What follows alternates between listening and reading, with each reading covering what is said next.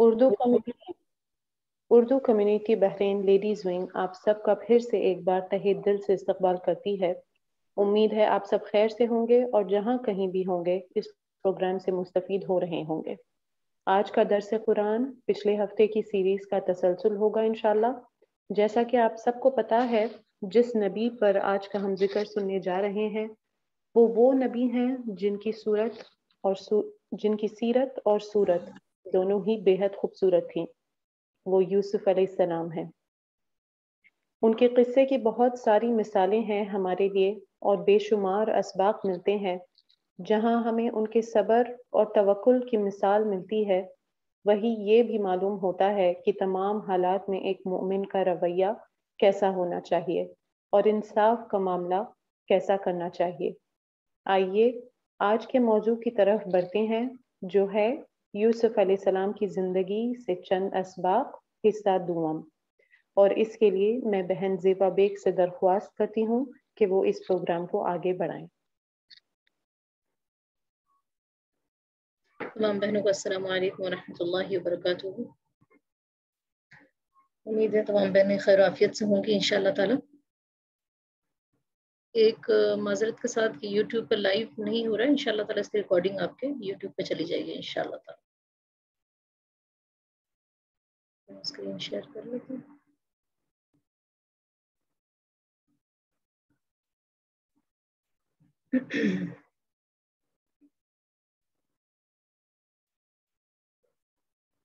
اعوذ باللہ من الشیطان الرجیم، بسم اللہ الرحمن الرحیم۔ رب اشرح لي صدری ويسر لي امری واحلل عقدۃ من لسانی یفقهوا قولی۔ رب زدنی علما رب یسر ولا تعسر وتمم بالخیر۔ اللهم الہمنا رشدنا واعذنا من شرور انفسنا۔ انشاءاللہ تعالی چند آیات ہم سورہ یوسف کے ہم لوگ تلاوت کریں گے جو آگے کے موضوع سے تعلق رکھتی ہیں۔ پچھلے ہفتے ہم نے سورہ یوسف کی آیتوں کو مختصراً اس کی چند اسباق جو تھے یوسف علیہ السلام کی زندگی سے، جس میں صبر اور توکل اور اسی طرح سے یہ بھی تھا کہ ایک مومن ہر حال میں ایک جیسے ہی معاملہ کرتا ہے، ان آیتوں پر ہم نے ان صفات پر گفتگو کی تھی۔ انشاءاللہ تعالی آج سورہ یوسف کی چند آیات ہیں ہم لوگ ابھی انشاءاللہ پڑھیں گے، اور اس کے بعد جو ہے دیکھتے ہیں کہ کون سے اسباق ہیں جو ہماری زندگیوں میں ہم ان کو لے سکتے ہیں انشاءاللہ تعالی۔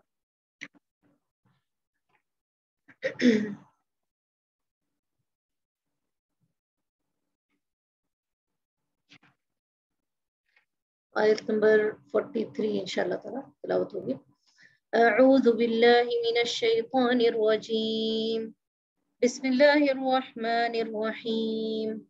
وقال الملك إني أرى 7 بقرات سمان يأكلهن 7 عجاف و7 سنبلات خضر وأخر يابسات يا أيها الملأ افتوني في رؤياي إن كنتم للرؤيا تعبرون قالوا أضغاث أحلام وما نحن بتأويل الأحلام بعالمين وقال الذي نجا منهم وادكر بعد أمة أنا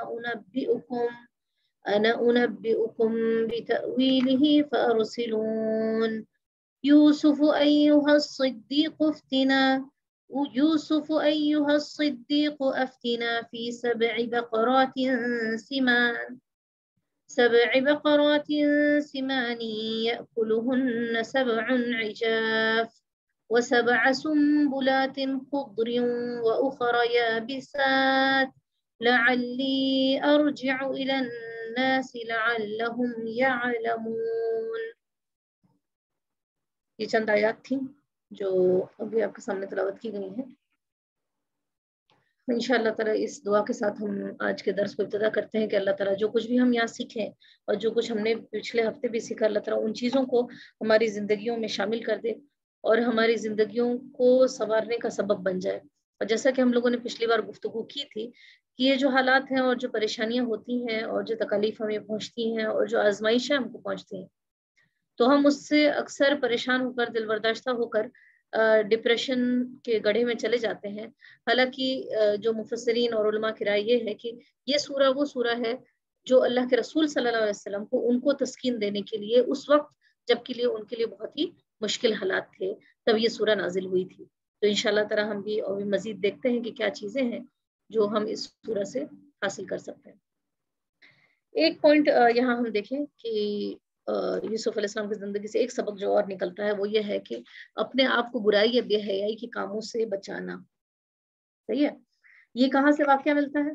دیکھیں کہ یوسف علیہ السلام اور عزیز مصر کی بیوی کے بارے میں بہت ساری روایات اور بہت ساری کہانیاں ایسی ہیں جو ہمارے دین میں گڑھی گئی ہیں اور غلط روایات ہیں، اور ان چیزوں سے ہمیں دور بچنا چاہیے. جو بات قرآن ہمیں بتاتا ہے وہ یہ بتاتا ہے کہ عزیز مصر کی بیوی وہ بھی بہت خوبصورت تھی، اور اس نے یوسف علیہ السلام کے اوپر اپنی ڈوریں ڈالنے کی کوشش کی اور ان کو اپنی طرف برائی کی طرف مائل کرنے کی کوشش کی. اب تھوڑا یہ سوچیں کہ سچویشن کیا ہے. یوسف علیہ السلام اس گھر میں ایک غلام کے ایک نوکر اور ایک بالکل ماتحت کی حیثیت سے رہ رہے ہیں، اور سامنے سے ایک عورت ہے جو کہ پاور میں بھی ہے، خوبصورت بھی ہے، اور کسی کو پتہ یا اندیشے کا ڈر بھی نہیں کہ کسی کو پتہ چل جائے گا. ان تمام حالات میں وہ اپنے آپ کو برائی سے بچانے کی کوشش کرتے ہیں. اور یہی وجہ ہے کہ آپ دیکھیں کہ یوسف علیہ السلام کے تعلق سے جو بات آتی ہے، علماء جو بات بتاتے ہیں وہ یہ پتہ چلتا ہے کہ اللہ تعالیٰ کے عرش کے سائے میں کچھ لوگوں کی سیٹس اور کیٹیگریز ہوں گی جن کو کہ اللہ تعالیٰ کے عرش کے سائے میں جگہ ملے گی.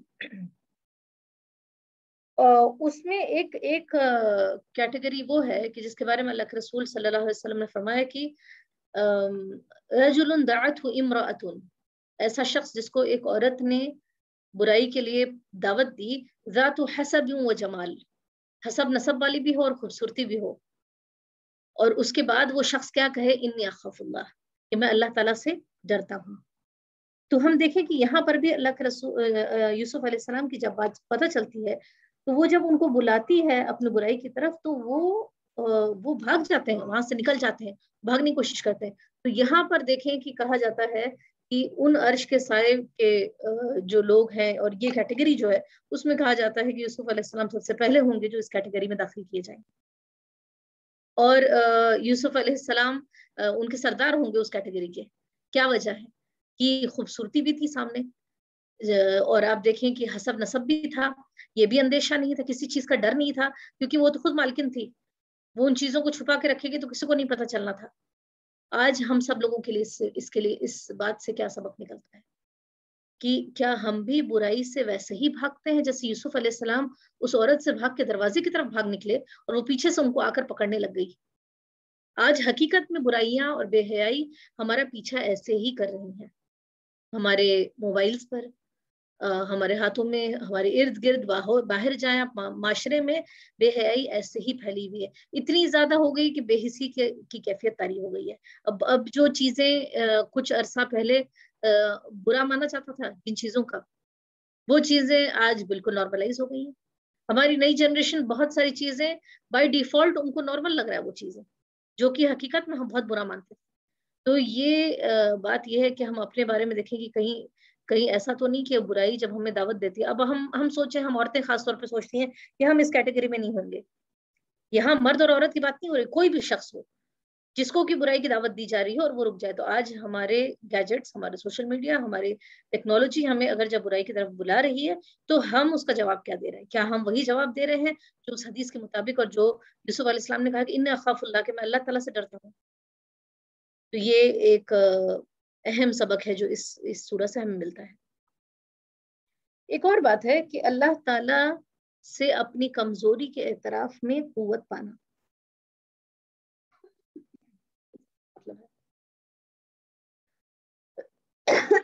آپ کو یہ کہانی پتا ہوگی کہ جب عزیز مصر کی بیوی نے اپنی ڈورے ڈالنے کی کوشش کی اور نہیں کامیاب ہوئی، پھر اس نے کیا کیا اور اس کے چرچے پورے شہر میں ہونے لگے. اس نے کیا کیا کہ عورتوں کو جمع کیا اور ان تمام لوگوں کے ہاتھوں میں چھریاں دے دی، اور پھر ان کے بعد جو ہے یوسف علیہ السلام کو سامنے لایا گیا. اور وہ کہتے ہیں کہ مفسرین یہ کہتے ہیں کہ ایسا نہیں تھا کہ صرف عزیزہ مصر کی بیوی ڈورے ڈال رہی تھی، بلکہ وہ سارے جو ہیں کسی نہ کسی طریقے سے چاہ رہی تھی کہ ان کو اپنے کہتے ہیں نا اپنے ہوش میں لے لیں اور ان کے ساتھ برائی کا کام کریں. یہ کیسے پتہ چلتا ہے کہ جب ان کو یہ ساری باتیں ہوتی ہیں تو یوسف علیہ السلام اس کو جواب کیا دیتے ہیں. آیت نمبر 33 میں اگر آپ دیکھیں گے تو وہ جب کہتی ہے عزیز مصر بیوی اگر تم میرے ساتھ برائی نہ کرو, کھلے عام ہے نا, اگر تم میرے ساتھ وہ فیل نہ کرو گے تو میں تمہیں جیل میں ڈال دوں گی. لَيَسْجُنَنَّ وَلَيَكُونَ مِنَ الصَّاغِرِينَ, اور تم جو ہے نیچے ہو کر رہ جاؤ گے. تو وہ کہتے ہیں کہ قال رب السجن احب الیہ, کہ جیل جو مجھے زیادہ پسند ہے اس بات سے کہ میں یہ کام کروں, اس چیز کی طرف آؤں, مما یدعوننی الیہ, جس کی طرف تم تمام عورتیں مجھے بلا رہے ہو. اور پھر کہتے ہیں کہ وَإِلَّا تَصْرِفْ عَنِّي كَيْدَهُنَّ أَصْبُ إِلَيْهِنَّ. اب وہ یہاں اللہ تعالیٰ سے اعتراف کر رہے ہیں کہ اللہ تعالیٰ اگر تو نے ان کی چالوں سے مجھے نہ دفع کیا تو میں ان کے دام میں پھنس جاؤں گا اور جاہلوں میں شامل ہو جاؤں گا. یہ کیا چیز تھی؟ یہ وہ اعتراف کر رہے ہیں کہ اللہ تعالیٰ میں کمزور ہوں, میرے اندر کمزوری ہے, برائی سے بچنا میرے بس میں نہیں ہے, میں بھی انسان ہوں. تو حقیقت میں ایسا ہوتا ہے بہنیں کہ جب ہم اپنی کمزوری کا اعتراف کرتے ہیں, ہم جب اللہ تعالیٰ کے سامنے آتے ہیں اور کہتے ہیں اللہ تعالیٰ میں کمزور ہوں, میرے اندر قوت نہیں, میرے اندر طاقت نہیں ہے, وہی حقیقت میں وہ مقام ہوتا ہے جہاں ہم کو قوت ملتی ہے, جہاں ہم کو اس آزمائش سے بچنے کی طاقت ملتی ہے. ہم جب یہ سمجھتے ہیں کہ اچھا میں کر لوں گی اور میں بچ جاؤں گی اور میں بہت آرام سے کر لوں گی, تو وہاں طاقت اور قوت حقیقت میں نہیں ملتی. حقیقت کی طاقت اور قوت اور ان پریشانیوں اور ان آزمائشوں سے بچنے کی قوت اس وقت ملتی ہے جب انسان اپنے آپ کو اللہ تعالیٰ کے سامنے گرا دیتا ہے اور اعتراف کرتا ہے اللہ تعالیٰ میرے اندر بہت ساری کمزوریاں ہیں. مثالیں قرآن میں آپ کو بہت ساری جگہوں ملیں گی. دونوں طرح کی کمزوری, دو طرح کی کمزوریاں, ایک فزیکل کمزوری ہوتی ہے اور دوسری آپ دیکھیں کہ روحانی اعتبار اسپرچولی ہم اپنے آپ کو کمزور پاتے ہیں, ہے نا. تو ہم دیکھیں کہ فزیکلی کمزوری کے بارے میں بھی ذکر ہوا ہے. زکریا علیہ السلام کہتے ہیں کہ میں بوڑھا ہو گیا ہوں, ہے نا, میرے بال جو ہے بالکل سفید ہو گئے ہیں. وہاں وہ اعتراف کرتے ہیں اپنی پریشانی, اپنے مسائل کا حل رکھتے ہیں. اور اسی طرح سے ہم دیکھیں کہ جب اسپرچول کمزوری کی بات آتی ہے تو بہت سارے انبیاء کرام کے واقعے میں, چاہے وہ ہم دیکھیں یونس علیہ السلام کا واقعہ ہو کہ وہ جب مچھلی کے پیٹ میں ہے تو کہتے ہیں کہ ربنا ظلمنا انفسنا لا الہ الا انت سبحانک انی کنت من الظالمین. اسی طرح سے جو سب سے پہلی کہانی ہمیں بتائی گئی ہے آدم علیہ السلام کی, وہاں آدم علیہ السلام کہتے ہیں ربنا ظلمنا انفسنا, اللہ تعالیٰ ہم نے ظلم کیا اپنے اوپر, وَإِن لَمْ تَغْفِرْ لَنَا, اللہ تعالیٰ تو اگر نہیں معاف کرے تو ہم لَنَكُونَنَّ مِنَ الْخَاسِرِينَ, ہم خسارہ پانے والے ہوں گے.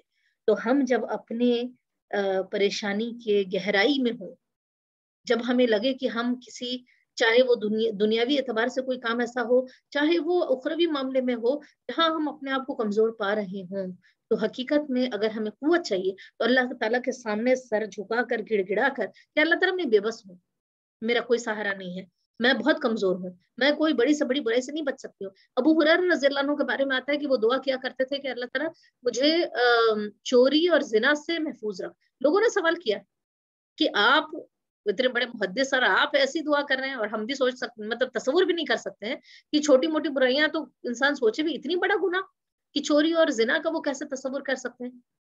تو اس پہ انہوں نے علماء سمجھاتے ہیں کہ جیسے مثال ہوتی ہے کہ جہاں پر زیادہ ذخیرہ ہوتا ہے چیزوں کا, جہاں پر زیادہ مال ہوتا ہے, وہیں ڈر ہوتا ہے کہ حملوں کا بھی.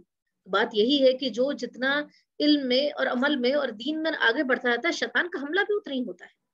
تو ہم کبھی بھی اپنے آپ کو یہ نہیں سمجھ سکتے ہیں کہ ہم محفوظ اور ہم سے کوئی گناہ نہیں ہوگا. اللہ تعالیٰ قرآن میں فرماتا ہے کہ متقین کی صفات بیان کرتے ہوئے کہتا ہے کہ وَإِذَا فَعَلُوا فَاحِشَةً أَوْ ظَلَمُوا أَنفُسَهُمْ, کہ جب متقین جو ہے جب ان سے کوئی فحاشی کا کام ہو جاتا ہے اور پھر وہ اللہ تعالیٰ سے توبہ کرتے ہیں, اس کا مطلب کہ بڑے سے بڑا متقی شخص, بڑے سے بڑا نیک بندہ, اس سے بھی کمزوری اور غلطی ہو سکتی ہے. لیکن حقیقت میں یہ ہے کہ ہم جب قوت چاہیں اس کے لیے کیا کرنا ہوگا, اعتراف کریں, اللہ تعالیٰ سے دعائیں مانگیں. اور بہت ساری سنت سے ہمیں دعائیں ملتی ہیں جہاں یہ پتہ چلتا ہے کہ ہم کہتے ہیں اللہ تعالیٰ میں نے اپنا سر تیرے سامنے جھکا دیا ہے نا, وَفَوَّضْتُ أَمْرِي إِلَيْكَ, میں نے سارا کام تیرے سپرد کر دیا. بہت ساری دعائیں ہیں, تو انشاءاللہ اس کو تلاش کریں اور انشاءاللہ ہم سب لوگ اپنی زندگی میں اس کو دیکھیں. دوسری بات یہ ہے کہ دنیا کی محبت سے زیادہ اللہ تعالیٰ کی محبت, ہے نا, یہ کیا معاملہ تھا. دیکھیں وہاں پر جب معاملہ ہم دیکھیں کہ ان کے سامنے عزیز مصر کی بیوی آتی ہے, وہ کیا چیز تھی جو ان کو روک رہی تھی. وہ جیل میں جانے کو کیوں تیار ہو رہے تھے, کہتے ہیں رب السجن احب الیہ, کہ وہ جیل مجھے پسند ہے لیکن یہ کام نہیں کروں گا. کیا چیز تھی. سائیکولوجی میں بعض اوقات اب اگر جو لوگ جانتے ہوں ان کو پتا ہوگا کہ کیا کہتے ہیں کہ 3 چیزیں ہوتی ہیں جس کی بنیاد پر کوئی بھی انسان کچھ بھی کرنے کے لیے موٹیویٹ ہوتا ہے. ٹھیک ہے, کیا کہا ہم نے کہ کوئی چیز, کوئی قدم اٹھانے کے لیے موٹیویشن جو ملتا ہے عموماً جو ہے بڑے بڑے کام کرنے کے لیے, وہ 3 چیزیں ہوتی ہیں. ایک خوف ہوتا ہے, دوسرا درد ہوتا ہے, تیسرا جو ہے پلیجر, یعنی اس چیز کی چاہت ہے نا, اس میں جو مزہ ہوتا ہے. عموماً ہم جو بھی کرتے ہیں انہی تینوں چیزوں سے موٹیویٹ ہو کر کرتے ہیں. اب اگر اس میٹر میں آپ دیکھیں کہ یوسف علیہ السلام کا جو معاملہ تھا, ان کو ڈر خوف نہیں تھا دنیاوی اعتبار سے, اور اس کام سے وہ کام کرنے کے لیے, کیونکہ وہ تو پاور والی عورت تھی, ہے نا. لیکن کیا چیز کا ڈر تھا؟ ان کو اس بات کا ڈر تھا کہ یہاں اگر چھوٹ گیا تو قیامت میں تو پکڑ ہوگی. تو وہ اللہ تعالیٰ کا خوف, اللہ تعالیٰ کا خوف دنیا کے خوف سے بڑھ کر تھا.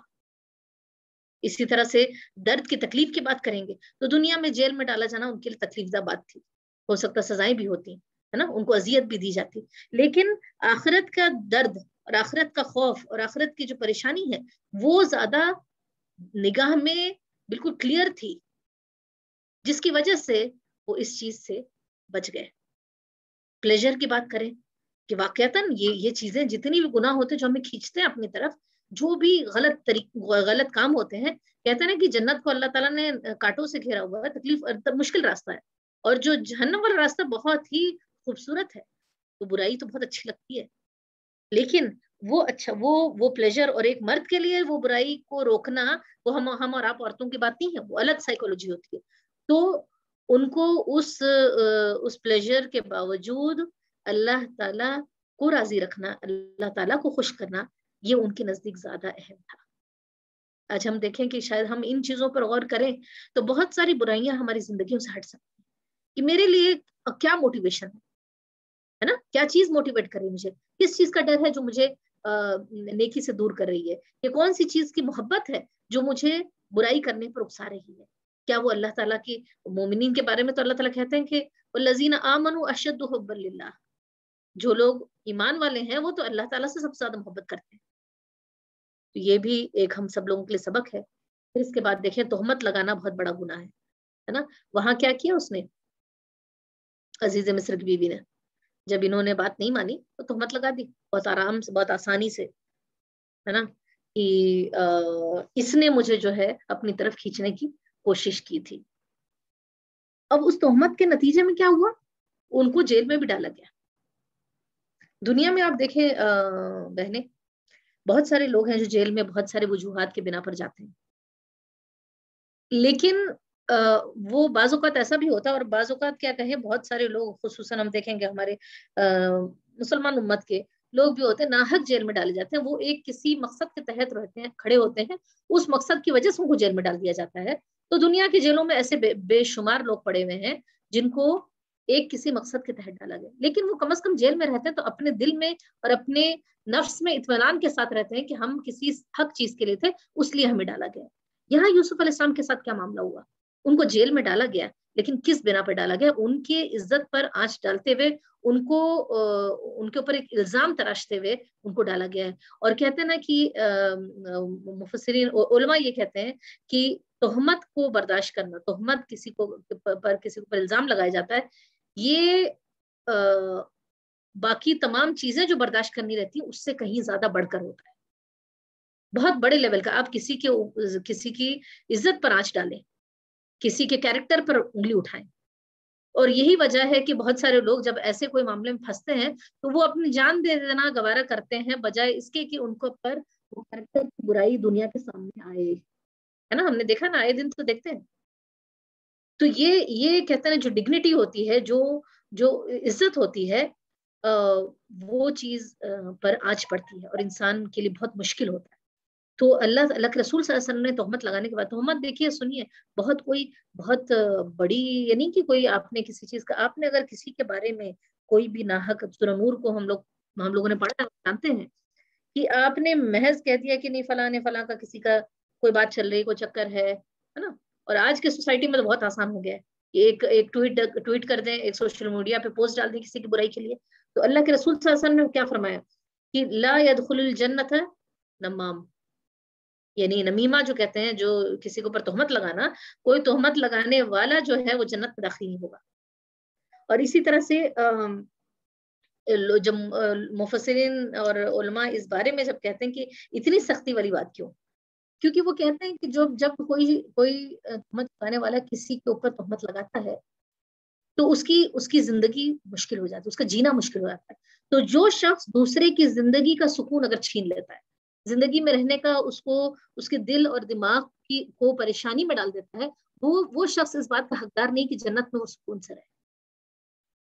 جس نے دوسرے کی زندگی حرام کر دی ہو، اس کے ذہن کو پریشان کر دیا ہو، تو یہ بہت سخت بات ہے جو کہ ہم سب لوگوں کو دیکھنا ہے. ایک اور چیز ہے، مومن جلد باز نہیں ہوتا. اچھا اب کیا ہوا، ان کے اوپر تہمت لگائی گئی، تہمت لگانے کے بعد وہ جیل میں گئے اور لمبا عرصہ رہے. وہاں پر ان کے 2 ساتھی بھی تھے، جیل کے 2 ساتھی. اور ایک واقعہ آتا ہے نا، یہاں بہنے وقت نہیں کہ بہت ڈیٹیل میں بتایا جائے. ضرورت اس بات کی کہ ہم سب لوگ خود اللہ تعالیٰ کے کلام کو اٹھائیں، پڑھیں. خود نہیں آ رہا ہے تو کہیں جائیں، کہیں سیکھیں، کہیں جوائن کریں، لیکن یہ کلام کو گہرائی سے پڑھیں. یہ ہمارے رب کا کلام ہے، ہمارے رب کی باتیں ہیں، وہ باتیں جو ہم سے وہ کرنا چاہتا ہے. یہ تو کافی نہیں ہے نا کہ ہم اس کو کبھی درس دروس میں کبھی چلے ہم نے سن لیا کوئی بات اور تھوڑا سا ایمان کو تازہ کر لیا، پھر اچھا پھر ویٹ کریں گے کہ 1 ہفتہ ہے. نہیں، یہ قرآن جو ہے نا ہم کو پلان کرنا، اور اللہ تعالیٰ اس کی مدد کرے گا انشاءاللہ تعالیٰ جب ہم اس کا ارادہ کریں گے. تو یہاں بس مختصراً آپ کو بتا رہے ہیں کہ وہاں پر ان کے 2 ساتھی ہوتے ہیں جیل میں، اور وہ اپنا خواب بتاتے ہیں یوسف علیہ السلام کو، خواب بتاتے ہیں اور اس کی تعبیر بتا دیتے ہیں یوسف علیہ السلام. بتانے کے بعد ان میں سے ایک کے بارے میں ان کا یہ تعبیر ہوتی ہے کہ ان کو جو ہے سولی پر چڑھایا جائے گا، اور دوسرے کے بارے میں ہوتا ہے کہ وہ بچ جائے گا. تو اس سے انہوں نے کہا یوسف علیہ السلام نے کہ تم جانا تو اپنے مالک سے میرا ذکر کرنا، بتانا کہ ایسے ایسے وہاں یوسف علیہ السلام تھے اور ایسا ایسا ہے ہے وہاں، اس کا ذکر کرنا. اب وہ بھول جاتا ہے شخص، یعنی بادشاہ سے بتانے کے بعد تو وہ بھول جاتا ہے. اب وہ جب پھر بعد میں بادشاہ خواب دیکھتا ہے، بادشاہ کے خواب کی تعبیر یہ بتاتے ہیں. پھر جب بادشاہ خواب کی تعبیر سنتا ہے تو بہت خوش ہوتا ہے، جو بادشاہ نے خواب دیکھا تھا اس کی تعبیر سنتا ہے. تو وہ پھر ان کو بلایا جاتا ہے، وہ کہتے ہیں اس کو بلا کے لاؤ. تو جب یہ شخص آتا ہے یوسف علیہ السلام کو بلانے کے لیے، تو یوسف علیہ السلام فوراً سے نہیں نکل جاتا. ٹھیک ہے، وہ کیا کہتے ہیں کہ جاؤ پوچھو ان عورتوں کا کیا حال ہے جنہوں نے اپنے ہاتھ کاٹے. اچھا آپ ذرا تصور کریں کتنے سال وہ وہاں پڑے رہے. اس کے بارے میں ایک حدیث بھی آتی ہے اللہ کے رسول صلی اللہ علیہ وسلم کی، ابو ہریرہ رضی اللہ عنہ سے روایت ہے کہ قال رسول اللہ صلی اللہ علیہ وسلم لو لبثت فی السجن، اگر میں جیل میں رہتا ما لبث یوسف، جتنا کہ یوسف علیہ السلام جیل میں تھے، جس طرح سے یوسف علیہ السلام جیل میں تھے، اگر میں جیل میں ہوتا ثم اتانی الداعی، اور اگر مجھے پکارنے والا کوئی آتا کہ چلو رہائی کے لیے نکلو، لا اجبته، تو میں جو اس کا جواب دیتا یعنی میں نکل جاتا. یعنی یوسف علیہ السلام کی تعریف کرتے ہوئے کہتے ہیں کہ وہ کوئی جلد بازی کا انہوں نے کام نہیں کیا، بلکہ انہوں نے کیا کیا، کیوں نہیں نکلے، کیونکہ جس جرم کے لیے جو ان کے اوپر الزام لگایا گیا تھا، جس چیز کے لیے جب تک وہ کلیئر نہیں ہوگا ہے نا تب تک میں باہر نہیں نکلوں گا. کیونکہ بات یہ ہوتی ہے کہ کسی کے کیریکٹر پر اگر کوئی داغ بھی ہونا تو لوگ اس کو لینے کے لیے بہت مشکل سے، اس کی کوئی اچھی سے اچھی بات بھی اخذ کرنے کے لیے تھوڑا مشکل ہوتی ہے.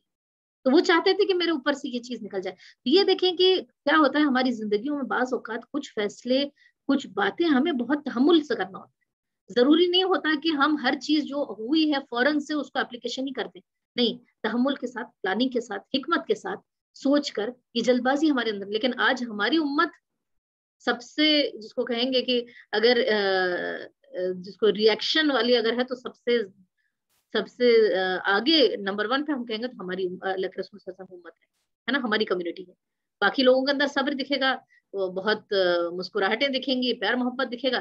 ہماری کمیونٹی ہے کہ تھوڑی سی بات پر اریٹیٹ ہو جاتی ہے. تو کہتے ہیں مومن جلد باز نہیں ہوتا، تحمل کے ساتھ کام کرنے والے کبھی بھی پچھتاتے نہیں. پھر ہے کہ مومن اپنے مقصد زندگی سے نہیں ہٹتا. یہ کیا تھا؟ جب جیل میں وہ جو دونوں ساتھی آئے تھے ان سے خواب کی تعبیر پوچھنے، یوسف علیہ السلام بھی جیل میں پڑے ہیں، گھر سے دور، اپنے خاندان سے دور، سارے لوگوں سے الگ، ہے نا. ڈپریشن کی بات بولے تو اس سے بڑھ کر ڈپریشن والی بات کیا ہو سکتی ہے نا. ہم اور آپ جب کوئی دین کا کام کرنے کی بات کرنی ہے، آپ کو نہیں پتا ہمارے حالات ایسے ہیں، ابھی نہیں، جب سب کچھ ٹھیک ہو جائے گا تب ہم کریں گے.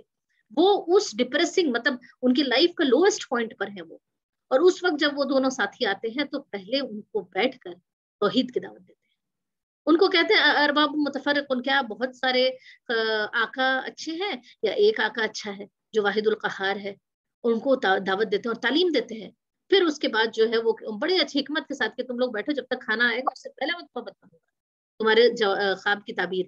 لیکن کہتے ہیں نا کہ جہاں ہتھوڑا گرم ہو لوہا گرم وہاں ہتھوڑا مارنے والی بات جو ہوتی کہ اب ان کو پتا تھا کہ آئے ہیں خود آئے ہیں میرے پاس, اور انہوں نے اپنے مشن سے اپنے زندگی کا مقصد جو ہے جس کے لیے اللہ تعالیٰ نے ہمیں پیدا کیا ہے, ہم تمام لوگوں کو اللہ تعالیٰ نے امت مسلمہ کو خصوصاً اس لیے پیدا کیا ہے کہ ہم خلیفۃ اللہ فی الارض ہیں, کہ اللہ تعالیٰ کے اس زمین میں خلیفہ ہیں. ہم اور آپ کو پتہ بھی نہیں ہے اصل میں. مسئلہ یہ ہے کہ ہم اور آپ ریئلائز نہیں کر پا رہے ہیں کہ ہمیں کس لیے بھیجا گیا ہے. آج اگر آپ 10 لوگوں سے پوچھ لیں کہ آپ کی زندگی کا مقصد کیا ہے, کتنے لوگ مقصد کے زندگی کا مقصد بتا پائیں؟ یعنی لٹرلی آپ لوگ بھی اگر اس پہ غور کریں اور بیٹھ کر ذرا لکھیں کہ میری زندگی کا مقصد کیا ہے, تو ہم تو وہ امپلائیز ہیں جن کو یہی نہیں پتا کہ ہمیں کس جاب پر امپلائر نے رکھا ہے. تو ہم حقیقت میں ہم اللہ تعالیٰ کے خلیفہ ہیں. جب ہم اپنی ہم یہ ذمہ داری کو سمجھیں گے تب تو ہم وہ کام کریں گے نا. لیکن ہمیں پتہ ہی نہیں کہ ہم ایک پیون کا کام کے لیے آئے ہوئے ہیں یا ہم بادشاہ کے کام کے لیے آئے ہوئے ہیں یا خلیفہ بنے ہیں, یہ کیا کام ہے ہمارا. تو یہ انہوں نے اس موقع پر بھی دیکھیں اپنے مشن سے نہیں ہٹے. اللہ کے رسول صلی اللہ علیہ وسلم ان کی زندگی کو دیکھیں, خوشی ہو یا غم ہو جنگ بدر سے پلٹتے ہیں اللہ کے رسول صلی اللہ علیہ وسلم, ان کی بیٹی کا پیچھے انتقال ہو چکا.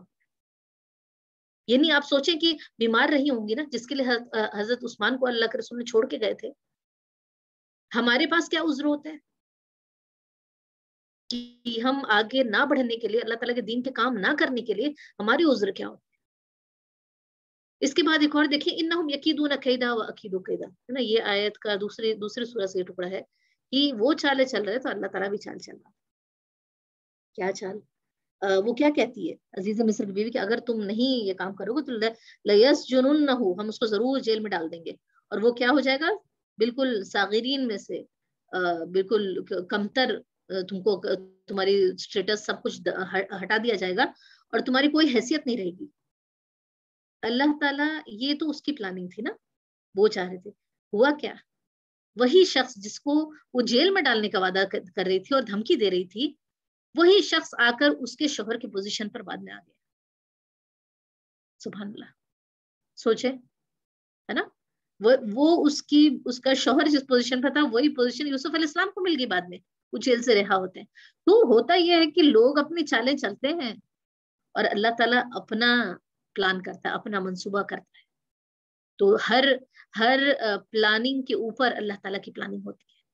تو ہماری زندگیوں میں بھی جب ہمیں یہ محسوس ہو کہ لوگ ہمارے خلاف کچھ سازشیں کر رہے ہیں, ہم حق پر ہیں, ہمیں صرف اتنا چیک کرنا ہے کہ ہم حق پر ہیں کہ نہیں, باقی معاملہ اللہ تعالیٰ پر چھوڑ دیں, کیونکہ انہم یکیدون کیدا, وہ لوگ چالیں چل رہے ہیں, اللہ تعالیٰ اس سے بہترین. آپ دیکھیں کہ وہی ابو جہل, ہے نا, وہی ابو جہل, وہی مشرکین مکہ اللہ کے رسول صلی اللہ علیہ وسلم کے لڑنے کے لیے آتے ہیں, بدر میں آتے ہیں تو اتنے شان و شوکت کے ساتھ اور اتنے اونٹ ذبح کر رہے ہیں اور کہتے ہیں کہ ہم ایسا لڑیں گے کہ جو ہے عرب ہماری داستان یاد رکھے گی. ہوا کیا چند سال میں, اللہ کے رسول صلی اللہ علیہ وسلم اسی مکہ کے شہر میں جہاں سے ان کو نکالا گیا وہاں پر داخل ہوتے ہیں ایک فاتح کی حیثیت سے, اور وہاں پر اسی جگہ پر, لیکن اللہ کے رسول صلی اللہ علیہ وسلم کا عجزی کا معاملہ دیکھیں کہ ان کا سر کوہان سے لگے جا رہا تھا. تو یہ معاملہ یقین رکھیے اس بات پر کہ اگر ہمارے ساتھ کچھ ناحق ہو رہا ہے تو اللہ تعالیٰ اس کا اتنا بہترین صلہ دیتا ہے. لیکن بات یہ ہے کہ ہم صبر بھی پھر یوسف علیہ السلام والا کریں, صبر بھی یعقوب علیہ السلام والا کریں, تب اللہ تعالیٰ ہمیں وہ نتیجہ دکھاتا ہے, وہ رزلٹ دکھاتا ہے. اور وہی بات جیسے بتا نا کہ جلد باز نہیں ہوتا. یوسف علیہ السلام کا واقعہ دیکھیں, جب ہم کوئی پریشانی کوئی دعا کر رہے ہوتے ہیں ہمیں لگتا ہے اللہ تعالیٰ پتہ نہیں کیوں نہیں قبول کر رہا ہے نا, کچھ نہیں ہوگا. ان کو کتنے سال لگے, بچپن سے گئے ہوئے اور اتنی عمر کے بعد وہ معاملات ہوتے ہیں ان کے ساتھ. اس کے بعد ہم دیکھیں کہ عفو درگزر, سبحان اللہ, اس سورہ کا ایک دوسرا ابھرتا ہوا پہلو, عفو درگزر, معافی.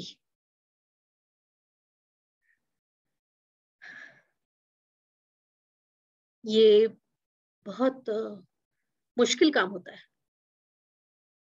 دیکھیں ہم کسی ایسے شخص کو تو معاف کرنا بہت آسان ہوتا ہے جس کے سامنے ہم کچھ کر نہیں سکتے. کہہ رہے وہ بولتے نا مرتا کیا نہ کرتا, ہے نا. اب کچھ کر ہی نہیں سکتا تو چلو معاف کریں نہ کریں کیا فرق پڑنے والا.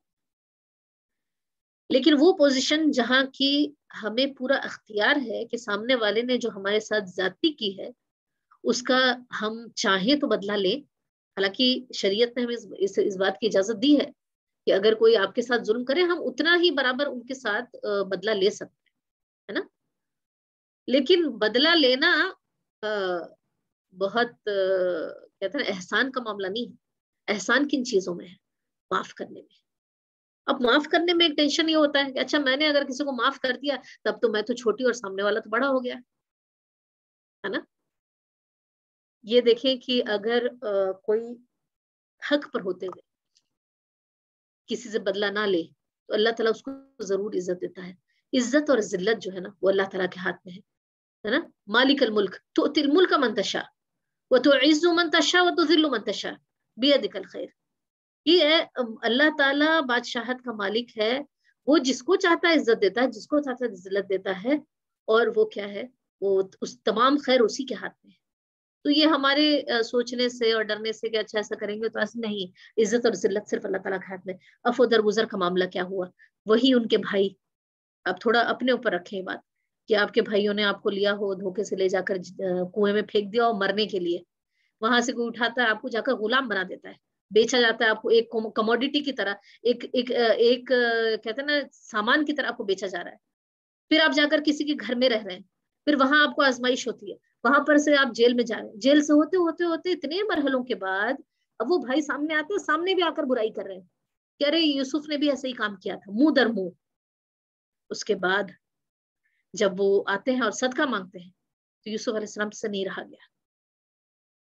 وہ بس اتنا ہی کہتے ہیں کہ کیا تم جانتے ہو تم نے یوسف کے ساتھ کیا کیا؟ اور ان کے بھائی کہتے ہیں کہ انت یوسف, کیا تو یوسف ہے؟ اور اس کے بعد وہ جب ان کے سامنے گر پڑتے ہیں تو اللہ تعالیٰ یوسف علیہ السلام کیا کہتے ہیں, لا تثریب علیکم اليوم, آج تم پر کوئی گرفت نہیں ہے. سبحان اللہ. اب سوچئے کہ انہوں نے سب کچھ سارا کچھ معاف کر دیا جو کچھ انہوں نے ان کے ساتھ کیا تھا. اور اس اتنا ہی نہیں کہتے ہیں کہ لا تثریب علیکم اليوم یغفر اللہ لکم, آیت نمبر 92 میں ہوتا ہے کہ اللہ تعالیٰ تمہیں معاف کرے, وہ بہت رحم کرنے والا ہے. جب ہم کسی کو معاف کرنے کا کرتے ہیں نا تو دل میں ایسا ہوتا ہے کہ اچھا ہم نے معاف کر دیا, دل سے بات نہیں نکل رہی, ہم ان کے حق میں دعا کریں کہ اللہ تعالیٰ ان کو بھی معاف کرے, ہے نا. کبھی اور خاص طور پہ کیا ہوتا ہے جن سے ہمیں تکلیف ہوتی ہے عموماً ہمارے قریبی رشتے دار ہوتے ہیں, کبھی ہمارا بھائی ہوتا ہے, کبھی ہمارے والدین ہوتے ہیں, کبھی ہمارے گھر والے ہوتے ہیں, ہے نا. ان سے تکلیفیں ہوتی ہیں کہ ہم چاہیں گے کہ وہ سارے کے سارے نعوذ باللہ وہ ان سے گناہ ہو اور وہ جہنم میں جائیں, ہم ان کے لیے بھی دعا کریں. یہی معاملہ اللہ کے رسول صلی اللہ علیہ وسلم کیا ہوا, اللہ کے رسول نے کیا کیا, جب مکہ میں داخل ہوتے ہیں تو ایک عام معافی, وہ لوگ جنہوں نے ان کے گھر والوں کو قتل کیا, جنہوں نے ان کو بے گھر کیا, صحابہ کرام احد میں اتنے مارے گئے, بدر میں مارے گئے, سارا کچھ ہونے کے بعد, اتنی ساری دشمنی کے بعد, اب وہ کہتے ہیں کہ جو کوئی خانہ کعبہ کے پاس آئے گا اس کے دیوار کے پاس وہ سیف ہے, اس کو کچھ نہیں ہوگا. جو اپنے گھروں میں دروازہ بند کر کے ہے وہ بھی سیف ہے. حضرت عباس آتے ہیں, کہتے ہیں اللہ کے رسول ابو سفیان بڑے غیرت والے شخص ہیں, ان کو ان کے تعلق سے بھی کچھ کہہ دیں. تو اللہ کے رسول کہتے ہیں کہ جو کوئی ابو سفیان کے گھر میں پناہ لے لے وہ بھی مامون ہے, وہ بھی سیف ہے. آپ سوچیں کہ ہند جو ہے ابو سفیان کی جو بیوی ہے, جنہوں نے کہ حضرت حمزہ کو قتل کروانے کا پلان کیا تھا اور ان کے کلیجے کو چھپانے کی کوشش کی تھی, وہ آتی ہے اور کہتی ہیں کہ میں ہند ہوں اور میں جو ہے میں نے حضرت حمزہ کو قتل کروانے کی کیا تھا کام. تو اللہ کے رسول کہتے ہیں اہلاً, سبحان اللہ. ہے ہمارا دل ایسا کہ ہم لوگوں کو معاف کر دیں. ایک اور بس اہم بات معافی کے تعلق سے آپ کو بتاتے ہیں کہ یہ معافی جو ہم کرتے ہیں نا کسی کو, وہ ہم حقیقت میں یہ نہ سمجھیے کہ میں سامنے والے پہ کوئی احسان کر رہی ہوں. حقیقت میں اگر آپ اپنی لائف میں آگے بڑھنا چاہتے ہیں, کیونکہ یہ تو جان لیجیے اور یہ مان لیجیے کہ لوگوں کی طرف سے تکالیف آئیں گی, پریشانیاں آئیں گی. کوئی بھی شخص ایسا نہیں پیدا ہوا جس کو کہیں نہ کہیں کسی نہ کسی سے کوئی تکلیف نہ پہنچی ہو, ہے نا. کوئی بھی, جتنے لوگ یہاں سن رہے ہوں گے لازماً کوئی نہ کوئی ہوگا جس کی بات آپ کو لگی ہوگی. اب کیا ہوگا, دو سولوشن ہے, یا تو ہم اس چیز کو لے کر زندگی بھر مرنے تک قبر تک لے کے چلے جائیں اس معاملے کو, یا ہم اس کو معاف کر کے اس بات کو بھول جائیں. بھولنے کے لیے ضروری ہے کہ ہم اس کو معاف کریں. اس چیز کو بھلانے کے لیے ضروری ہے کہ ہم معاف کریں. کیا ہم یہ نہیں چاہتے کہ ہمارا وہ دل جو اتنا چھوٹا سا معصوم سا نازک سا دل ہے, اس کے اندر کیا ہم یہی چاہ رہے ہیں کہ لوگوں کے باتیں اور ان کے تانے اور ان کے جملے اور ان کی تکالیف, اس کو ہی ہم اپنے دل میں, جن سے ہمیں نفرت ہے انہی کو دل میں بسا کے بیٹھے, ہے نا, جن کے بارے میں ہم کو تکلیف پہنچ رہی جن کی باتوں سے, انہی کو دل میں بیٹھائے ہوئے ہیں ہر لمحہ, ہر دن, ہر روز. میں نہیں بھول سکتی اس کو, انہوں نے میرے ساتھ ایسا کیا, ہم نہیں بھول سکتے. ارے جس نے آپ کو تکلیف دی اس کو بھول جاؤ اور اپنی زندگی نئے طریقے سے گزاریں. تو بات یہ ہے کہ وہ بھولنے کے لیے حقیقت میں اگر ہم دینی اعتبار سے اگر نہ جائیں, یہ حالانکہ ہمارے دین نے یہ سکھایا, سائیکولوجی میں اور بہت سارے لوگ یہ بتاتے ہیں جو لائف مینجمنٹ کے بارے میں بتاتے ہیں کہ آپ ان کو معاف کر دیں, اور وہ معافی جو ہے وہ ہمارے سکون کے لیے. یہ بھی ضروری نہیں ہے. اچھا کچھ لوگ یہ سوچتے ہیں معافی ہم ان کو بولیں, ہم نے آپ کو معاف کیا, نہیں, کچھ بولنے کی ضرورت نہیں. ان کو احساس ہو نہ ہو, آپ نے اپنے دل سے معاف کر دیا, اتنا کافی ہے نا. یہ بہت بڑی چیز, اور اس کا بہت اجر, بہت بڑا اجر. حدیث کی کتابیں اٹھا کے دیکھیں تو عفو و درگزر کی جو اجر بتایا گیا ہے وہ بے شمار ہے. اور حقیقت میں پھر انسان یہ سوچے کہ کیا ہم وہ اجر نہیں چاہیں گے. تو یہ ابو بکر رضی اللہ عنہ کو جو واقعہ آتا ہے, ان کی بیٹی کے اوپر تہمت لگائی جاتی ہے, تو قرآن میں اللہ تعالیٰ نے کہہ دیا کہ الا تحبون ان یغفر اللہ لکم, کیا تم یہ نہیں چاہتے اللہ تعالیٰ تمہیں معاف کرے. اس شخص نے جس نے تہمت لگایا تمہاری بیٹی کو, اس کو معاف کر دو, چھوڑو, اس کے ساتھ گزر بسر اچھی طرح سے کرو. تو انشاءاللہ تعالیٰ یہ بھی ہم اپنے اندر لیں گے. اب جو ہے انشاءاللہ تعالیٰ اختتام کی طرف آ رہے ہیں, وقت 10 منٹ ہے انشاءاللہ تعالیٰ. یہاں پر دیکھتے ہیں ہم کہ اب خوشی ملنے کے بعد تکالیف پر کوئی شکوہ نہیں بلکہ شکر. یہ آیت نمبر 100 ہے, اور 101 میں جا کر یہ واقعہ ختم ہو جاتا ہے. اس میں آیت میں لکھا ہے کہ ورفع ابویہ علی العرش, انہوں نے کیا کیا, اپنے والدین کو عرش پر بیٹھائی. آخری ہے, بالکل سٹوری کا اینڈ ہے, اور لوگ ان کے لیے سجدے میں گر گئے. اور وہ کہتے ہیں کہ اے میرے والد, یہ خواب کی تعبیر ہے جو میں نے دیکھا تھا. اب اس کے بعد, اب آپ سوچیں, ہے نا, بہت دنوں بعد, بہت عرصے بعد, اتنی تکلیف کے بعد والدین ملے ہیں, ان کے لوگ ملے ہیں. ہمارے ساتھ اگر لائف میں کچھ ہوا ہوگا تو ہم کتنی پریشانیوں کا ذکر کریں گے. تو وہ کیا کہتے ہیں, وَقَدْ أَحْسَنَ بِي, اور اللہ تعالیٰ نے میرے ساتھ بہت احسان کیا جب اس نے مجھے جیل سے نکالا, اور پھر جو ہے آپ کے پاس جو یہ سفر کرنے والے بدوی لوگ آئے, اور اس کے بعد کہتے ہیں اس کے بعد کی شیطان نے ہم بھائیوں کے درمیان, ہمارے درمیان جو ہے نا, وہ کچھ کہتے ہیں کینہ ڈال دیا تھا ایک دوسرے کے دل میں. اب وہ بھائیوں کو بھی قصوروار نہیں ٹھہرانے, کیا جملہ ہے کہ نا, من بعد ان نزغ الشیطان بینی وبین اخوتی. اور پھر کہہ رہے ہیں کہ ان ربی لطیف لما یشاء, میرا رب بہت باریک بھی ہے. یعنی ہمیں اللہ تعالیٰ کی وہ باریک پلاننگ نہیں دکھ رہی ہوتی, ایک ایک سٹیپ اگر دیکھیں گے تو وہ اللہ تعالیٰ کے پلان, انہ هو العلیم الحکیم, وہ جاننے والا ہے, وہ حکمت والا ہے. ہم اور آپ اس کی حکمت نہیں سمجھیں گے. میری لائف میں آج یہ وقت, اس وقت یہ پریشانی کیوں آ رہی ہے, میری زندگی میں آج کو میرے شوہر کی جاب کیوں چلی گئی, مجھے یہ بیماری کیوں ہو گئی, میرے بچے کی طرف سے یہ پریشانی کیوں آ رہی ہے نا, یہ سارے مسائل, کورونا کا مسئلہ کیوں ہو رہا ہے, ہم نہیں سمجھ پائیں گے. کیوں؟ هو العلیم الحکیم, وہی سب کچھ علم رکھنے والا ہے اور وہی حکمت والا ہے. تھوڑا موڑا ہم شاید اس کی حکمتوں کو جان سکیں, تو کوشش یہ کرنی چاہیے, چاہے جتنی بھی پریشانی ہو, جتنے بھی مسائل ہوں, اس میں یہ کوشش کریں کہ اللہ تعالیٰ کی حکمت کو تلاش کریں, اور یہ سوچیں کہ پتہ نہیں اللہ تعالیٰ اس کا کیا رزلٹ دکھانے والا ہے. یہ لاسٹ آیت ہے ان کے واقعے کے تعلق سے, آیت تو 111 ہے. یوسف علیہ السلام پورے چیزوں کے اختتام کے بعد اب وہ بادشاہ بن چکے ہیں. ان کے بھائی, ان کے والدین, سب ان کو احترام سجدہ اور ساری چیزیں ہو گئی, ان کے ہاتھ میں سب کچھ ہے.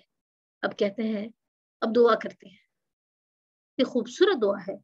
کہتے ہیں رب بھی, اے میرے رب, ہے نا, یہ رب بھی کہنے میں بھی یہ دیکھے کہ یہ خوبصورتی ہے. رب کون ہوتا ہے؟ پالنے والا. کیونکہ وہ جب جیل کے گڑھے میں بھی تھے, کنویں میں بھی تھے, جیل میں بھی تھے, ان کو پتا تھا ان کو پالنے پوسنے والا ان کا رب ہے. وہ کتنی محبت ہے, میرے رب, ہے نا. اگر شکوہ ہوتا زندگی پر تو وہ اللہ تعالیٰ کو اس طرح سے پکار سکتے تھے. کہتے ہیں قد آتیتنی من الملک, اللہ تعالیٰ تو نے مجھے بادشاہت عطا کر دی ہے نا. یعنی اگر بادشاہت ملی ہے تو میرا کوئی اس میں کمال نہیں ہے. ہم اپنی نیکیوں کو, اپنی چیزوں, کچھ بھی اللہ تعالیٰ ہمیں عطا کرتا ہے تو کس کو کریڈٹ دے رہے ہیں؟ اللہ تعالیٰ کی. قد آتیتنی, تو نے مجھے ملک عطا کیا ہے. وعلمتنی من تعویل الاحادیث, اور تو نے مجھے خوابوں کی تعبیر بیان کرنا سکھایا ہے. ہے نا. تو دوسری چیز کیا ہوتا ہے, ایک ہمیں کیا کیا چیزیں ہمارے پاس ہوتی ہیں, پیسہ ہوتا ہے, مال دولت ہوتی ہے, علم ہوتا ہے جس پر ہم فخر کرتے ہیں. اس علم کو بھی کس کو کریڈٹ دے رہے ہیں, وہ کہہ رہے ہیں کہ تو نے مجھے سکھایا, ہے نا. اب کہتے ہیں کہ فاطر السماوات والارض, آسمانوں اور زمین کو بنانے والے. فاطر لفظ کو تھوڑا سمجھ لیں. فاطر جو ہے نا یعنی کسی کام کے پیدا کرنے سے پہلے جو پلان ہوتا ہے, وہ پلان جو ہوتا ہے, پلان اور پروسیس ہوتا ہے اوریجنیٹ کرنے سے پہلے, ایجاد کرنے سے پہلے, وہ فطرہ ہے. تو آپ سوچے کہ اللہ تعالیٰ کے پلانز وہ سمجھ رہے تھے کہ اللہ تعالیٰ نے جس نے میری زندگی میں کیا کچھ پلان کیا. تو اللہ تعالیٰ آسمان اور زمین کا فاطر ہے. انت ولی فی الدنیا, یا اللہ تعالیٰ تو ہی میرا ساتھی ہے اس دنیا میں اور آخرت میں. انہوں نے دنیا میں دیکھا تھا نا کہ ان کے سب لوگ الگ ہو گئے تھے. اللہ کے رسول صلی اللہ علیہ وسلم کی زندگی سے ذرا دیکھیں. اللہ کے رسول صلی اللہ علیہ وسلم کے والد گئے چھوٹے پہ, ان کی والدہ چلی گئی چھوٹے پہ, تھوڑا عرصہ ہوتا ہے پھر ان کے دادا بھی چلے جاتے ہیں, پھر شادی ہوتی ہے تو 2 بچے ہوتے ہیں, بچے چلے گئے لڑکے, پھر ان کے جو چچا تھے وہ بھی چلے جاتے ہیں, پھر ان کی بیوی 3 دن بعد وہ بھی چلی جاتی ہیں, اور جو اولاد تھی وہ بھی ان کی زندگی میں حضرت فاطمہ کو چھوڑ کے باقی تمام ان کی زندگیوں میں چلے جاتے ہیں. کیوں؟ تاکہ اللہ کے رسول کو یہ چیز بتائی جائے کہ اگر کوئی سہارا, اگر کوئی چیز ہے, وہ صرف اللہ رب العزت کے ساتھ ہے. آج ہماری زندگی میں بھی اللہ تعالیٰ کوئی چیز ہم سے چھینتا ہے, کوئی چیز ہم سے لیتا ہے, وہ صرف اس لیے لیتا ہے کہ ہم اس کی طرف جائیں. ہم اپنی چاہتے, ہم اپنے محبت, ہم اپنے سپورٹ ان چیزوں میں نہ چاہیں. کیونکہ کبھی ایسا بھی اللہ تعالیٰ سب کو حفاظت سے رکھے, سب کے ہو سکتا ہے کسی کو اولاد چلی جائے, ہم نے اس کو سپورٹ سمجھا تھا اپنی زندگی کا, ہے نا. ہم نے مال کو اپنا سپورٹ سمجھا تھا زندگی کا, ہم نے اپنے والدین کو سپورٹ سمجھا تھا اپنی زندگی کا, ہمیں اپنے شوہروں کو, کوئی بھی کسی بھی وقت کہیں بھی جائے تو ہمیں یہ پتا ہونا چاہیے اللہ تعالیٰ اس لیے کبھی چیزوں کو ہم سے چھینتا ہے کیونکہ ہم اس پہ ٹو مچ ڈیپینڈنٹ ہوتے ہیں. اللہ تعالیٰ چاہتا ہے کہ ہم اس کی طرف رجوع کریں, اس سے ملیں. یہاں پر جو بات آئی ہے کہ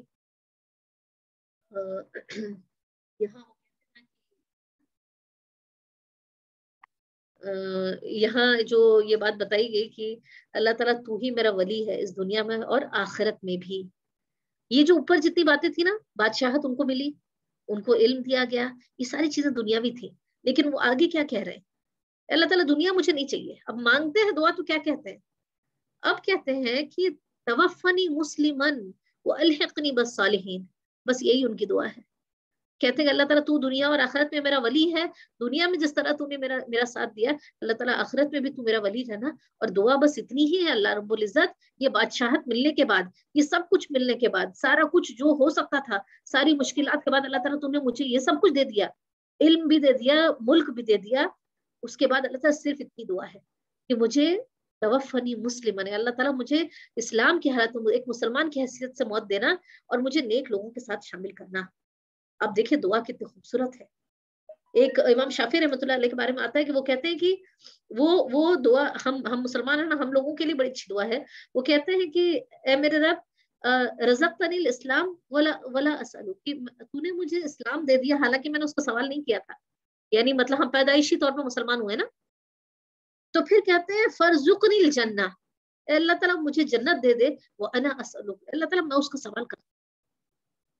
ہمیں اسلام تو مل گیا بیٹھے بیٹھائے, لیکن اللہ تعالیٰ جنت کا تو میں سوال کرتا ہوں کہ جنت تو ایسے ہی نہ دے, ہم دعا کر رہے ہیں اور اللہ تعالیٰ تو دے دے. تو یہ چیزیں ہیں. اور اسی لیے جب ہم دیکھیں کہ ربنا آتنا فی الدنیا حسنہ وفی الآخرۃ حسنہ وقنا عذاب النار, اس دعا کے 3 ٹکڑے ہیں. پہلا تو آپ کا دنیا ہے, دوسرا آخرت کی دعا ہے, اور تیسرا عذاب سے بچنا ہے. تو اس دعا کا ٹکڑے میں اگر غور کریں گے آپ تو 2/3 جو ہے آخرت کے تعلق سے, 1/3 اس دنیا کی ہے. آج ہماری دعائیں جو ہیں تھوڑا غور کریں, کیونکہ ہماری دعائیں ہماری کیفیت کی عکاسی کرتی ہیں. ہم کیا ہیں وہ ہماری دعائیں بتاتی ہیں. کیا ہماری ساری دعائیں, ساری چاہتے, ساری ہمارے ہاتھ اسی لیے اٹھتے ہیں کہ ہم دنیا کی دعا کر رہے ہیں, یا کچھ آخرت کی بھی فکر ہے. تو یہاں آپ سوچ لیں اس بادشاہت کے بعد کہ صرف اتنی خواہش کے الحقنی بالصالحین, کہ اللہ تعالیٰ مجھے نیکوکاروں میں شامل کر دے. اور یہ دعا ابراہیم علیہ السلام نے بھی کی کہ اللہ تعالیٰ اپنے بیٹوں کو جب وہ کہتے ہیں کہ لا تموتن الا وانتم مسلمون, اسلام کی حالت میں تم کو موت آئے. اسی طرح سے اللہ کے رسول صلی اللہ علیہ وسلم کے بارے میں بہت ساری واقعات آتے ہیں جہاں پتہ چلتا ہے کہ وہ کیسے دعائیں کیا کرتے تھے. جب ان کی وفات سے کچھ دن پہلے کی بات ہے کہ وہ جاتے ہیں بقی، جنت البقیع جاتے ہیں، ان کے ساتھ ایک صحابی ہوتے ہیں اور وہاں جاتے ہیں اور کہتے ہیں کہ مجھے حکم دیا گیا ہے کہ میں جا کر وہاں پر بقی والوں پر سلام بھیجوں. اور رات کا بیچ کا حصہ ہوتا ہے اور وہ کہتے ہیں یہ ابو موہبہ صحابی ہیں، ان سے کہتے ہیں کہ میں تمہیں بتانا چاہتا ہوں کہ اللہ تعالیٰ نے مجھے چوائس دی تھی کہ میں اپنی امت میں رہوں اور مجھے اس دنیا کے خزانوں کی چابی دی جائے اور جب سب کچھ یہ ہو جائے تو میں جنت میں جاؤں اور اللہ تعالیٰ سے ملاقات کروں. ایک چوائس. دوسری چوائس یہ تھی یا پھر میں ابھی اللہ تعالیٰ سے مل لوں. تو ابو موہبہ جو صحابی ہوتے ہیں وہ کہتے ہیں کہ اللہ تعالیٰ ہمیں چن لی، اللہ کے رسول ہمیں چن لیجیے. وہ سمجھ گئے تھے اس کا مطلب کیا ہے. اللہ کے رسول نے فرمایا بل اخترت ربی، بلکہ میں نے اپنے رب کو چن لیا. اور ان سے جب پوچھا جاتا ہے اللہ کے رسول صلی اللہ علیہ وسلم کے تعلق سے، جب یہ بات پوچھی جاتی ہے کہ حضرت عائشہ سے کہ ان کے آخری کلمات کیا تھے، آخری آیت کیا تھی، آخری سورہ کیا تھی، تو آخری سورہ کے متعلق وہ بتاتی ہیں کہ سورہ مرسلات ان کی آخری تلاوت کی ہوئی سورہ تھی. اور کہتے ہیں جو بات ان کی زبان پر ہوتی تھی وہ وہی سورہ نساء کی آیت کہ مع الذین انعم اللہ علیہم من النبیین والصدیقین والشہداء والصالحین، کہ اللہ تعالیٰ ان لوگوں کے ساتھ جن پر تو نے انعام کیا ہے، نبیوں میں سے، صدیقین میں سے، شہداء اور نیکوکار لوگوں میں سے. یہ ان کی زبان پہ. اور آخری جملے بھی جو ان کے اوپر تھے کہ مع رفیق الاعلیٰ، اللہ تعالیٰ بہترین ساتھ. تو آخرت میں بہترین ساتھ ہونا یہ بہت اہمیت رکھتا ہے بہنیں. یہ اس بات کو ذہن میں رکھیں. اس کے بعد ہم دیکھیں کہ ایک حضرت بلال کے بارے میں آتا ہے کہ وہ بہت اصل میں یہاں اس اینڈ کو یہ دیکھ لیتے ہیں بس اس بات کو کہ جب ہماری زندگی کا اختتام ہوتا ہے تو ہمیں بہت سارے اندیشے ہوتے ہیں، بہت سارے گھبراہٹیں، لیکن کہتے ہیں نیک روحیں جو ہوتی ہیں نا، نیک روحوں کو لینے کے لیے بہت سارے لوگ آتے ہیں. اللہ کے رسول صلی اللہ علیہ وسلم کو پتا تھا کہ وہ جب اس دنیا سے جائیں گے تو وہاں بہت سارے لوگ ہوں گے جن سے ملاقاتیں ہوں گی. حضرت بلال کے بارے میں آتا ہے کہ جب وہ بہت جب بیماری میں تھے اور مرنے کے قریب تھے، ان کی بیوی کہتی ہے کہ یا حزنہ واہ حزنہ، کہ اے حزن اور غم. تو کہتے نہیں ایسا نہ کہو، بلکہ کہو واہ فرحہ، کیا خوشی کی بات ہے. کیونکہ وہ کہتے ہیں کہ کل میری ملاقات اپنے ساتھیوں سے ہوگی، اللہ کے رسول صلی اللہ علیہ وسلم اور صحابہ سے ہوگی. اسی طرح سے حضرت عثمان رضی اللہ عنہ کا بھی آپ لوگوں نے سنا ہے نا کہ ان کو بھی اللہ کے رسول کہتے ہیں کہ تم افطار ہمارے ہاں کرو گے ابو بکر اور عمر کے ساتھ. یہ ساری چیزیں آپ سوچیں کہ حضرت ابو بکر رضی اللہ عنہ کا اختتام جب ہوتا ہے تو وہ بستر پہ لیٹے ہوتے ہیں اور کہتے ہیں، حضرت عائشہ سے پوچھتے ہیں کہ ایو یوم ھذا، یہ کون سا دن ہے؟ تو وہ کہتے ہیں کہ منڈے ہے. تو کہتے ہیں اچھا اللہ کے رسول کا کب انتقال ہوا؟ انہوں نے کہا کہ اسی دن ہوا تھا. پھر کہتے ہیں کہ اچھا اگر میرے موت ہو جائے تو ذرا بھی انتظار نہ کرنا اس بات میں. وہ چاہتے تھے اسی دن وہ دفن کر دیے جائیں. پھر کہتے ہیں کہ اللہ کے رسول کی عمر کتنی تھی جب ان کا انتقال ہو؟ کہتے ہیں وہ 63 ایئرس کے تھے. کہتے ہیں میری کیا ہے؟ وہ کہتے ہیں 63 ایئر. پھر کہتے ہیں انہوں نے کیا پہنا تھا؟ یعنی ہر چیز کو امیٹیٹ کرتے ہوئے وہ چاہتے تھے کہ اللہ کے رسول صلی اللہ علیہ وسلم کے ساتھ وہ اسی طرح سے معاملہ ہو. تو کہتے ہیں ایک حدیث ہے، اسی پر بات کو ختم کریں گے کہ جب کوئی شخص یہاں سے جب رخصت ہوتا ہے تو کہتے ہیں کہ یہ اتونا بھی ارواح المؤمن، جب کوئی مومن کی روح جاتی ہے تو اس کو لینے کے لیے آتی ہیں روحیں جو لوگ یہاں سے گزر چکے ہیں. اور کہتے ہیں فلہم اشد فرحا من احدہم بالغائب، یعنی کیا ہوتا ہے کہ کوئی بہت دنوں سے کسی کو آپ مس کر رہے ہوں اور اس سے ملنے کی جو خوشی ہوتی ہے اس سے کہیں زیادہ خوش ہوتی ہیں وہ روحیں. اور پھر کیا کہتے ہیں فیسالونہ، پھر اس سے سوال کرتی ہیں ماذا فعل فلان وماذا فعل فلان، کہ فلاں کا کیا حال ہے، فلاں کا وہ کیا کر رہا ہے، وہ اس کا کیا معاملہ ہے. پھر اسی میں سے کچھ روحیں کہتی ہیں کہ دعوہ، ذرا اس کو چھوڑ دو، اس کو ذرا سا اپنے حال پہ رہنے دو. وَإِنَّهُ كَانَ فِي غَمِّ الدُّنْيَا، کہ ابھی وہ دنیا کے غم سے آیا ہے. تو آپ یہ سوچیں انشاءاللہ تعالی ہمیں اب یہ ہے کہ اس بات کی امید کرنی ہے اللہ رب العزت سے کہ اللہ تعالی ہمارا جب اس دنیا سے اختتام ہو تو نیک روحیں، نیک لوگ، اللہ کے رسول صلی اللہ علیہ وسلم، صحابہ کرام، ان لوگوں کو جن سے ہم نے بہت کچھ سیکھا ہے، بہت سارے نیک لوگوں سے جن سے ہم جانتے ہیں، اللہ تعالیٰ وہ لوگ ہمیں استقبال کرنے کے لیے آئے، کیونکہ یہ تو حقیقت ہے.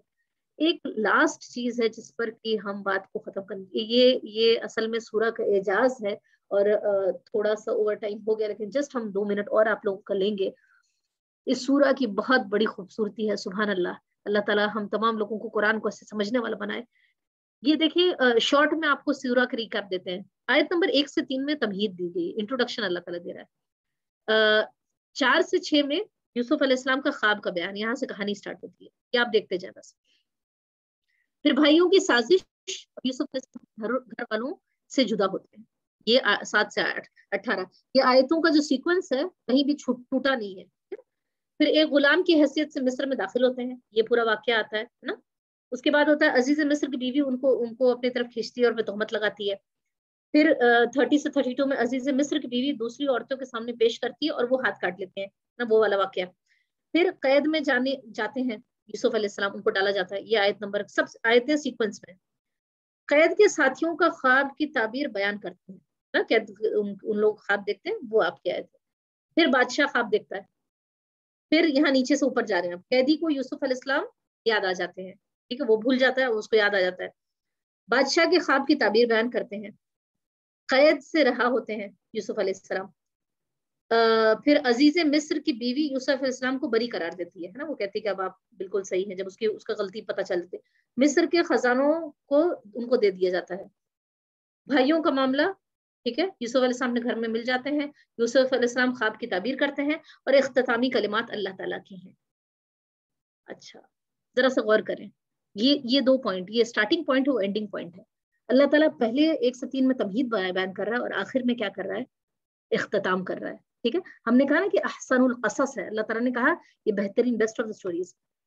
یہ دوسرا ٹکڑا تھا یوسف علیہ السلام کا خواب، اور وہاں کیا ہو رہا ہے؟ یوسف علیہ السلام کے خواب کی تعبیر ہو رہی ہے. سبحان اللہ. پھر کیا ہوتا ہے؟ بھائیوں کی سازش ہوتی ہے، یوسف علیہ السلام اپنے گھر والوں سے جدا ہوتے ہیں. اس کے ٹھیک سامنے آپ دیکھیں کہ بھائیوں کا معاملہ، وہ سارا ان کا غلہ لینا کرنا، پورا واقعہ ان کا آتا ہے، اور یوسف علیہ السلام اپنے گھر والوں سے مل جاتے ہیں. اگلا ٹکڑا دیکھیں، 19 سے 22 میں ایک غلام کی حیثیت سے مصر میں داخلہ ہوتا ہے. اور ہم نے یہ دیکھیں، یہ آپ کو سمجھ میں آ رہا ہے، جو سامنے ہے یہ بالکل اپوزٹ مرر امیج ہے. یہ آخر کی آیتیں ہیں. مصر کے خزانے ان کو دے دیے جاتے ہیں. ٹھیک ہے، ایک جگہ غلام بن رہے ہیں اور سامنے کیا ہو رہا ہے؟ مصر خزانے. پھر کیا ہو رہا ہے؟ عزیز مصر کی بیوی ان پر تہمت لگاتی ہے. اس کے اپوزٹ میں آپ کو کیا چیز ملے گی؟ جب الٹے آئیں گے تو عزیز مصر کی بیوی یوسف علیہ السلام کو بری قرار دیتی ہے. عزیز مصر کی بیوی دوسری عورتوں کے سامنے پیش کرتے وہ ہاتھ کاٹ لیتی ہیں. یہاں پر یہ تھوڑی مسٹیک ہوئی ہے، اس میں یہاں پوائنٹ یہ آئے گا کہ وہ لوگ بھی بری قرار دیتی ہیں. ٹھیک ہے. اس کے بعد دیکھیں، قید میں جاتے ہیں اور قید سے رہائی، اس کے اوپر ہے. یہ کلر کمبینیشن تھوڑا سا پرابلم ہو گئی. قید میں جانا اور اس کے بعد قید سے رہائی ہوتی ہے. اور اسی طرح سے قید کے ساتھیوں کے خواب کی تعبیر بیان کرتے ہیں، اس کے اپوزٹ میں بادشاہ کے خواب کی تعبیر بیان کرتے ہیں.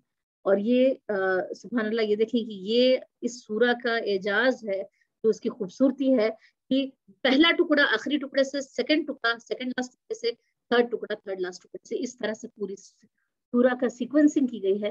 سبحان اللہ. اور یہ معاملہ صرف سورہ کے ساتھ بھی نہیں، آیت الکرسی ہے اور بھی صورتوں کے ساتھ یہ معاملہ ہوتے ہیں. اللہ تعالیٰ سے دعا ہے کہ جو کچھ آج ہم نے سبق پڑھا، اللہ تعالیٰ ان تمام چیزوں پر ہمیں عمل کرنے والا بنائے. جو کچھ تعلیمات اس میں ملی ہمیں، اللہ تعالیٰ اس پر بہترین طریقے سے، یہاں ہم عفو درگزر کو دیکھ لیتے ہیں، لوگوں کی چالوں کے تعلق سے دیکھ لیتے ہیں. مومن اپنے مقصد زندگی سے نہیں ہٹتا ہے، اس کو یاد رکھیں. پھر جلد باز نہیں ہوتا، اس کو بھی ذہن میں رکھیں. تہمت لگانا بڑا گناہ ہے، اس کو بھی ذہن میں رکھیں. پھر یہ ہے کہ دنیا کی محبت سے زیادہ اللہ کی محبت، چاہے وہ غم ہو، دکھ ہو یا تکلیف ہو یا محبت ہو، کسی بھی چیز کے تعلق سے. اسی طرح سے اللہ کے سامنے اپنی کمزوری کا اعتراف کریں، اور اسی سے قوت ملتی ہے. اور اپنے آپ کو برائی اور بے حیائی سے بچائیں. جزاک اللہ خیر. السلام علیکم ورحمۃ اللہ وبرکاتہ.